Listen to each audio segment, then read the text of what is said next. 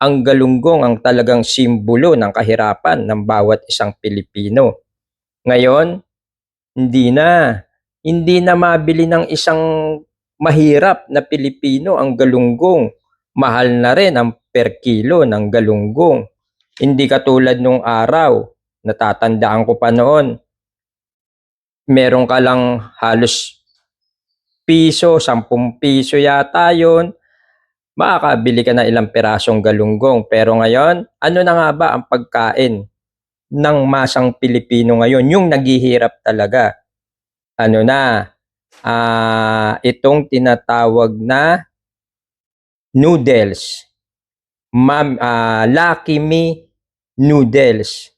Ito yung talagang pagkain ng mahirap ngayon na yung isang pakete ng noodles, hahaluan ng kulang na lang isang kalderong sabaw ang ihalo.